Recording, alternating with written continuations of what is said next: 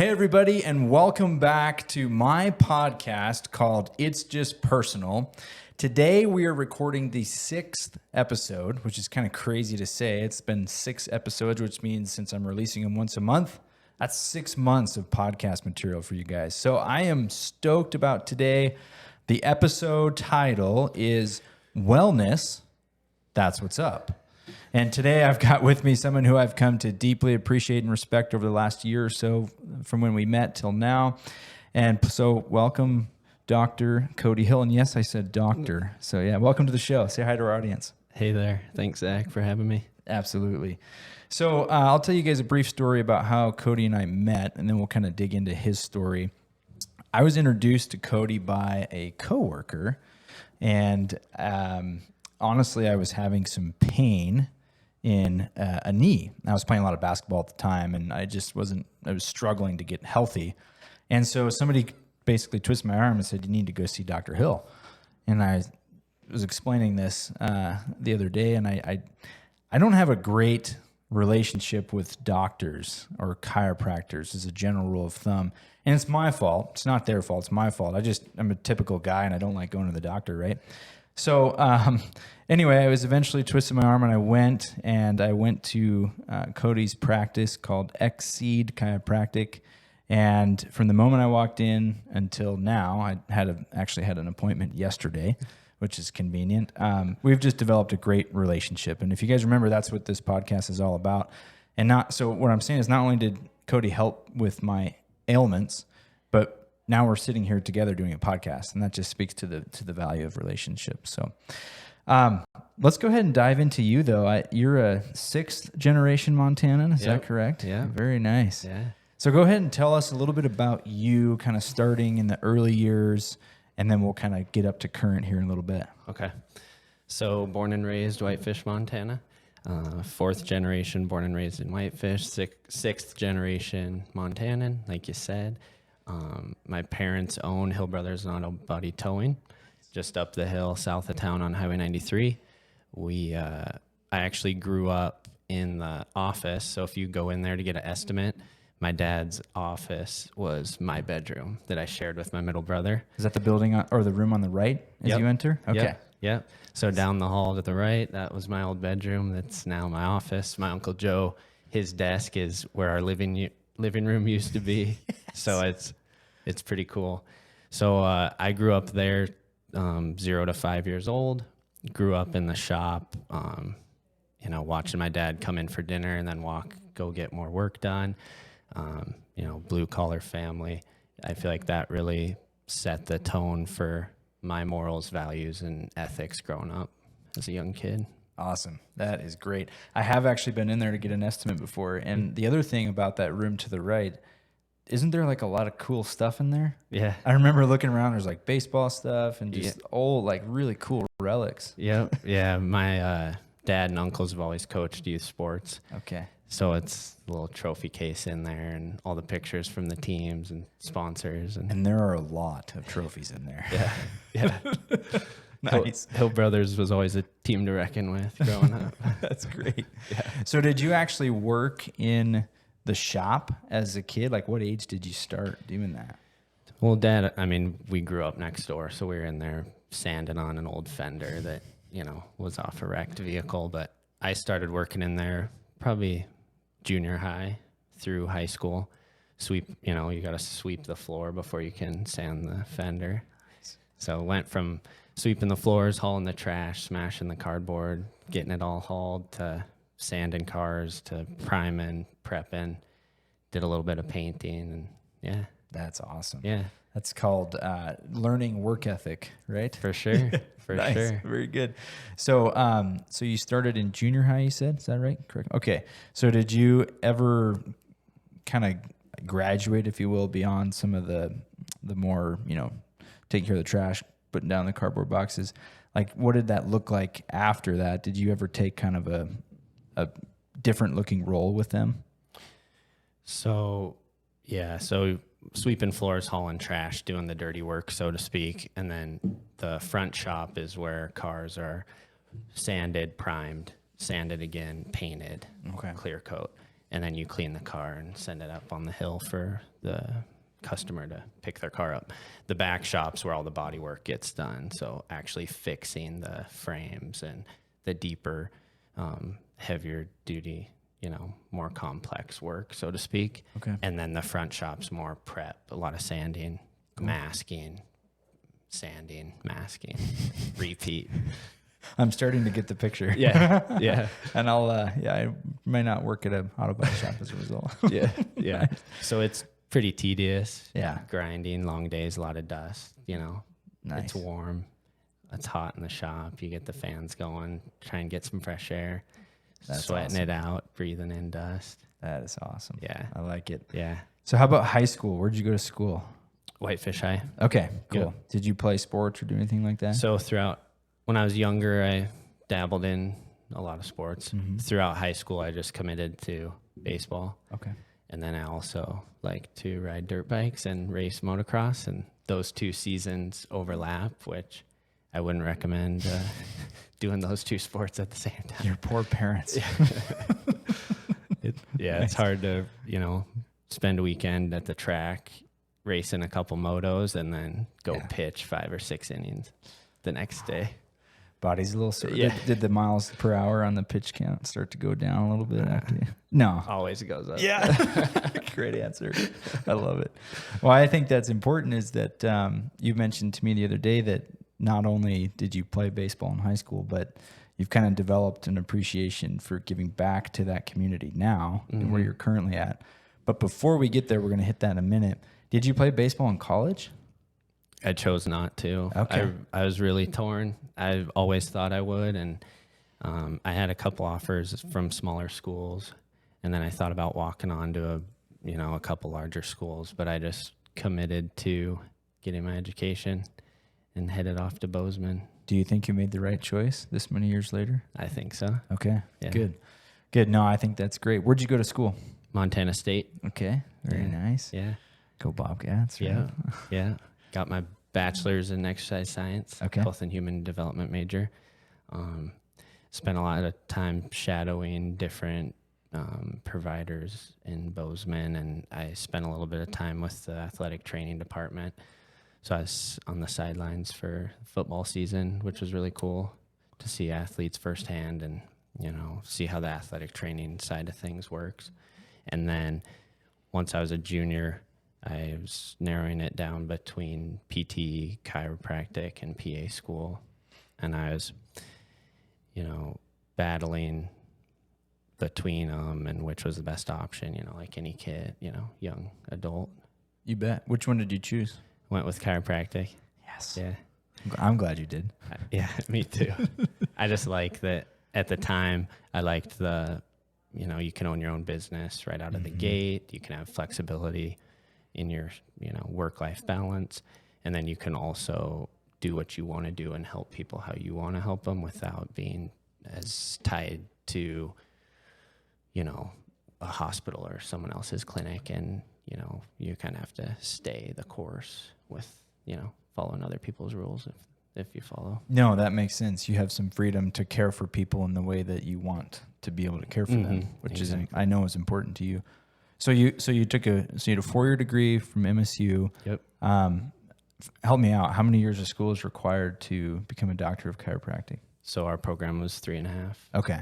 Where'd you do that? Life University in Marietta, Georgia. Did you go to Georgia? Yep. You did. Yeah. All right. Yeah. And you came back. Why'd you come back? Born and raised. Nice. The tree is planted pretty deep. Yeah. But down in Georgia, outside of Atlanta, it was a good experience. A lot of growth happened for sure. Huge city, terrible traffic. Yeah. Really nice weather aside from the middle of summer. Mm-hmm. Spring and fall down there is like summer up here. Nice. So you get a lot of sunshine, warm weather. Did you become a Georgia Bulldogs fan while you were down there? A little bit. You did? Yeah. All right. Okay. Yeah, All right. had to support the team. That's great. Yeah. Cool. So then something else that I know that those of you watching may not is that you actually run your business with someone particularly special to you, your wife, Yep. right? Yeah. Where did you guys meet in this? We met down in chiropractic school. All right. I kind of figured that was the case. Nutrition class. Oh, Yeah. it's like a story straight out of Disney. That's great. Yeah. Cool. She started just under a year after me. It was a quarter system. So we went one quarter, had a week off, the next quarter, 2 weeks off, another quarter, week off, last quarter, 2 weeks off, year round for 3.5 years. That's pretty intense. Yeah. So don't let the 3.5 years fool you. Is basically what you're saying. Like, it's not cake. Yeah. There's work involved. Yeah. The first year, they pretty much want to collect Okay. and not let you advance. So it's a survive and advance game that first year, and then you slowly get to start putting your hands on each other and palpate and get away from the coursework. But there's always coursework throughout the whole program. Did you find then that work ethic that you learned all the way back in the body shop translated to how you just mentioned surviving college, basically? Mm-hmm. Yeah, Definitely. Okay. Cool. Yeah. That's good. So you guys met there. Did you get married there or here? Tell me a little bit more about that story. So she was just under a year behind me, Mm-hmm. but certain classes you can pull down or take early, so to speak. So she ended up pulling that nutrition class down, and I saw her walking by, made my move. Cue the music. Yeah. So then we started dating for my last year plus. Nice. And then we ended up, getting off for summer vacation. She took me to Wisconsin, Eau Claire, Wisconsin, where she's from. Mm-hmm. Met her family, visited, checked out the bluffs of Eau Claire. And then I brought her to Whitefish and showed her the valley, took her to Glacier National Park, and she really liked going to the Sun Road, was filled with emotion, teared up a little bit, Really? not gonna lie, Nice. and thought, yeah, I could settle down here, raise a family. So you didn't have to convince her to move here. You let nature convince her to move here. Nature ran its All course. Nice. Very good. That's great. Okay, cool. So then you guys find your way back here. When did you open doors for XSeed? 2020. 2020. Okay, so you guys are pretty fresh. Mm-hmm. So this is a question I like to ask then. So you've gone through high school, college, you've done the hard work, you've put in the time. Now it's time to begin your business. Whoa, that's a little scary, right? Mm-hmm. So did you start it straight out of college, or did you have some jobs in there leading up to that? So within the program, you do apprenticeship. It's called a peak experience at our school, where you work in another clinic under other docs. So you get to do the hands-on, and then depending on the doc and their protocol, you get to do a lot more hands-on or not so much hands-on. But after we moved up here, it was just straight pull the trigger on it and go for it and set up shop and get going. That's great. Good for you guys. That is taking risk, and that's sometimes fun and sometimes pretty scary. Yeah. I'm guessing. Did you have moments where you're like, "Oof, I don't know about this," or were you committed enough that you were going to figure it out? Just keep digging. Yeah, got to have faith in what you're doing for sure. Absolutely. So, of course, the purpose of the podcast is we're talking a lot about relationships. So, did you find, so you move away from college, you come back to home, right? So you probably know quite a few people. Definitely. Did you use relationships to develop your business, get it off the ground, create clients? Tell me a little bit about that. Yeah, so pretty much from the get-go, we are word of mouth referral only. So that's straight relationships right there. So, starting out, you tell your friends and family what you're doing, and they tell their friends, and, you make connections, try and bring a quality service to people and care about the person, and then let those people share that experience with other people. And it might be, the next day you hear from someone new, or months or years later. So you're just planting seeds for future harvest, so to speak. Absolutely. I like that analogy. That's great. So then maybe for the benefit of those listening, tell us a little bit more about kind of what you guys specialize in at XSeed, why it's helpful to have both you and Maggie, right? And then, so this is kind of your chance to plug your business a little bit. For sure. Tell people why they should come see you. Yeah. So we like to take a little bit more time with the patient. We definitely genuinely care about you as a patient. We want to help you achieve your goals or progress in life, whatever that looks like to you. I specialize in sport and wellness care. My wife, Maggie, specializes in perinatal care, so pediatrics, postpartum, prenatal care. So it's kind of a 360 approach. It's kind of cool in the clinic. I mean, we'll have family of 5 coming in, and then followed by them, we'll have a 82-year-old, and then Zach will come in. And then they just go south from there. And then we'll have weekend warriors or youth athletes coming in. It's really cool. Nice. Yeah. That's great. I can totally attest to that. The first time I went in, Cody did basically a full, you actually would know better what it actually is than me, but essentially a full analysis of not just my body, but there were other components to that. Can you explain kind of what that's like for people? Yes, we like to take a global approach to health and wellness. And we look at the wellness wheel as a whole, not just the physical body. We look at spiritual component, emotional component, toxins. What are you putting in your body? How are you eating? What are you drinking? If you're drinking anything, do you like water? Do you hate water?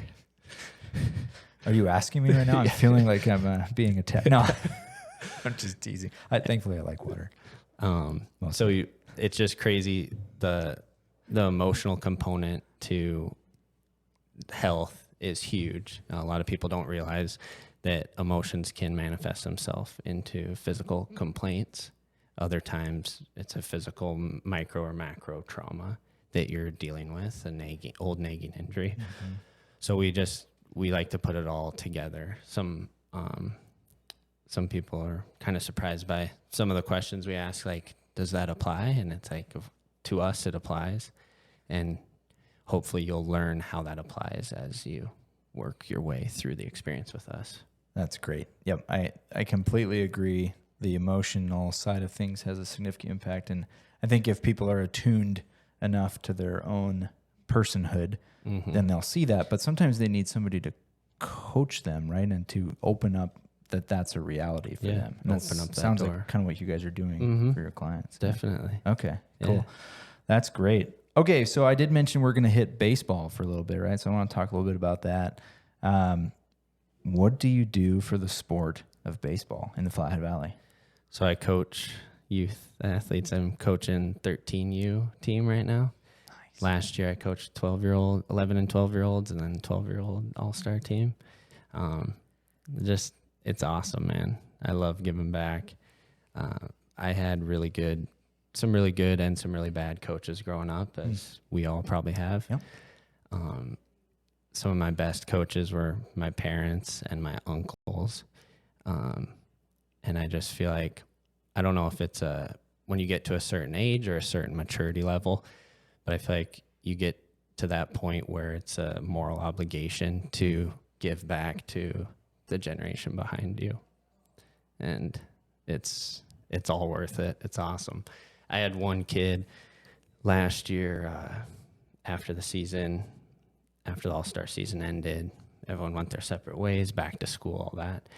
And his mom sent me a picture. It was a worksheet that he had done at school, probably in social studies class. And it was just like, list this, list this, list this. The last one was list people that you can trust. It was like dad, mom, siblings, uncle, grandma, and then Cody. Yes. At the end of the list. I was like, that that tugs hits on your heartstrings. Yeah, that right there is enough to do it again the next year. Yes. No, that speaks to just your nature too, and the relationship piece that you do well with not only clients but kids, right? And that's great. What did you find, or what do you see as the difference between 11 and 12-year-olds and 13-year-olds now that you've had the chance to spend time in both? I have 3 kids, so I'm like fascinated by what my future might look like. It's funny. You see a lot, half of them sprout up quite a bit. Yes. And then what's cool kind of shifts, and they get, you start to see more personality in a different way, more attitude, competitiveness. Yeah. That's great. It's fun. Good. So what's the season like? Do you guys go, is it year round? I feel like the other day you were telling me it's a lot. Yeah. So once the snow melts, you try and get out. Before the snow melts, you're inside. So after the new year, January, February, do some indoor drills, batting cages, tee work, throw as much as you can in a limited space. And then once the snow melts off, you get outside and throw it, try and get all your ground balls in, and, use the field how you can. It's still going to be wet in certain areas, so you'll be limited. And then you roll right into the season, get as many games in as you can, try and avoid the rain, the weather around here. And then last year, I was actually invited to help put on a fall program. So after the regular season and then after the all-star season, which went through July, we did a fall program, which pretty much went until it was too cold to practice outside. That's a lot of baseball. Yeah. Ask Maggie about it. She'll tell you how you really feel about it. Yeah. No, she fully supports me, Nice. which is awesome. Good. Baseball was actually a big deal growing up for me. My dad's a huge baseball fan. I've actually had the chance to be to almost every MLB stadium, That's sweet. which is really cool. Yeah. But I have a lot of memories of sitting inside, waiting until the weather was warm enough to where, I'm 8, 9, 10 years old. I could just go outside, throw a baseball in the air and catch it with my glove. That's all I wanted to do for a little while. And so it's fun to hear that it seems like baseball is catching a little bit of traction in the Flathead Valley. Definitely. Do you agree with that? Are you seeing that too? Okay. Yeah. Yeah, and with the Range Riders coming to town, I think that's going to facilitate some more Yes. kids going out for it. Good. Some role models for those kids to look at. For sure. Go hang out and watch. Cool. Good stuff. So I want to come back to business a little bit. What do you find? So you talked a little bit about the way that you market yourself. It's all referral based. What kind of things are you looking at? So you're involved in baseball. Does that actually kind of double? Not that it's the purpose of why you're in baseball, does it double as lead generation for the chiropractic office? Definitely. I think building any relationship with anyone could lead to long-term financial gain down the road. Absolutely. And even not financial gain, just that connection and knowing this person that knows these people, and you want to build a house someday, and you can leverage those relationships. It all stacks on top of each other. Awesome. Very good. And then you mentioned Maggie's in prenatal, postpartum, pediatrics. Okay, all right. Thanks. I need help with all the terms. Is that extra special now with Halsey? Yeah, yes. Definitely. Okay, good. Yeah. So for those of you guys who don't know, you guys just had your first baby. Yeah. When was that? January 24th. Nice. This year. Good deal. Yeah. Very good. So does your daughter benefit from the services that you offer to your clients? Definitely. Okay, cool. Every third day. Nice. Yeah. Nice.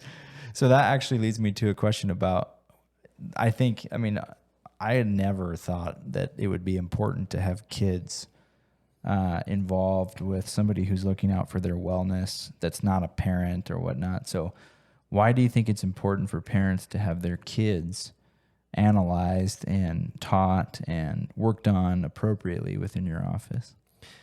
Well, just the birth experience, whether it was natural home delivery or fully medicated hospital delivery, is a traumatic event for the baby, and things manifest from that.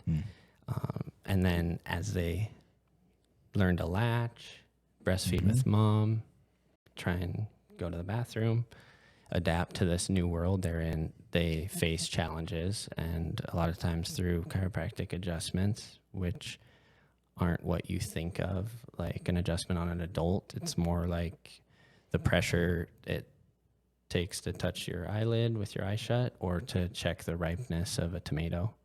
That's all it takes for infants a lot of times. And we see amazing things happen, whether it's clearing up latching issues, colic, sleep disturbances, constipation, GI dysfunction. That is fascinating. I mean, particularly for young parents, you know how valuable sleep is for you, and oftentimes your kiddos can be a challenge, if you will, because they're up in the middle of the night. So you guys have actually had some success helping parents with that category? Yeah. That is great. Yeah. I mean, happier baby, definitely happier mom. And more sleep for everyone. Yes. Yeah. Very good. So can you use, when I was there, you had a kind of set of tools, but I think they're more designed to figure out some analytics and to gather some data. So can you use data? So a kid can't necessarily say, Dr. Cody, I feel better today than I did the last time I saw you. Yeah. So how do you determine that what you're doing is working for the kiddos? Yeah, so we have insight scans that we use. That's a heart rate variability scan to analyze how your nervous system adapts to stress. Nice. Okay. And then we have a thermal scan, which is temperature differential along the spine. Temperature differential is an indicator of organ and gland function. Okay. And then there's an SCMG scan, which typically we use that on kids and older. It's for more muscle tone, how are your muscles firing in the seated position, left versus right. Shouldn't take that much energy to just sit there and sit still. But you'll see overfiring and underfiring at various regions of the spine. And then we can put all that together with our palpation, neuro-orthopedic findings, your health history, and then kind of take that global approach to your health and wellness. That's really cool. And so that is a way that if you're a young parent and you're watching this, you can help out your kiddos. I would highly recommend it. My kids have seen Dr. Cody and Dr. Maggie, and my wife, also Maggie, I can never forget Cody's wife as a result. It's great. Has been in the office, so we're all in on it, and it's definitely a lot of fun for us, and we appreciate it. So it's one thing to run a business, and it's another thing to have the energy to get up out of bed every day. So they say that if you love what you do, you never work a day in your life. But at the same time, we all deal with challenges because challenges are a part of life. So as a business owner, what do you find are the toughest things that you deal with on a daily basis? Maybe a story of something that happened that you're like, man, I don't know how we're going to do this. And then what you did to solve it. Let's see. I think toughest thing, I enjoy the people. I enjoy the challenge. Health and wellness is such a complex puzzle. It takes a lot of tools to, fit that all together, which is why we are always trying to strive to be great. If we fall short, we're still going to be good, right? Always learning new things, whether it's technique or trying to just perfect our craft, so to speak. And then that's same with business and what it looks like, what it feels like when you come in. How can we make it more comfortable for young kids or geriatric population or anyone in the middle? And I think the toughest part's just sometimes just the grind, the challenge. Yeah. When you're like day after day, week after week, and weeks are flying by, months are flying by, and you feel like maybe you're missing out on things you could be doing. But it's on the flip side, it's so rewarding. Like, I like to sign the front and the back of the check. That's why I do what I do. Yes. Career day growing up, I wanted to be a business owner. Everyone was like plumber, firefighter. I was like, business owner. That was on my card I made. It's like, what business? It doesn't matter. I want to be my own boss. Nice. That's good. Well, I think that's important because in a day, I don't mean to get super philosophical on everybody, but social media can be a great tool and it also can be a great challenge that we face. And that kind of hits at what you're saying is that from the outside looking in, that your clientele is like, man, Cody and Maggie are just rocking it. They get to do whatever they want. They get to, because they run their own company, and you're like, doesn't always work that way. Yeah. That's what I hear you Yeah. saying is like, Yeah. it's still hard Yeah. to do what you guys do. Yeah. Yeah. It's hard either way. So, I mean, you get to choose your hard, right? Have Yeah. you heard that one? Yep. So it's worth it if it's what you feel like you're called to do. Yeah. It's definitely not for everyone. A lot of people want to have a 9 to 5, couple kids, have weekends off, which is awesome. Yeah. Whatever it is that you want to do. But if, you have that knock in your chest or tug on your heart or think, I shouldn't be doing this. I should be out of this situation or go do this. It's like, just go for it. Yeah. So then you'll look back shortly after you start going and you'll think, why didn't I do this a long time ago? Why didn't I start sooner? Yes. We liken that in the mortgage world, renting versus owning. The same concept. Like, there's nothing wrong with renting. It's totally fine. But I personally believe owning is better. And it sounds like you're kind of actually applying that principle to work a little bit. Yeah. Like, working 9 to 5 is fine. There's nothing wrong with that. But if I had to pick, I would want to be an owner. Yeah. Is that what I hear you Yeah, saying? Yeah, for sure. That's a pretty good crossover. Okay, Yeah. cool. Good stuff. Yeah, there's a lot to be said for schedule flexibility, especially now as a parent, because I know that you have now had to figure out how to mix in childcare because it's both you and Maggie Yep. at the office, Yep. taking care of patients. So how are you guys managing that? You've been okay so far? Yeah. So far, so good. Yeah. You got to be a team, support each other, and we call each other out on our BS, and we just motivate each other to be better every day.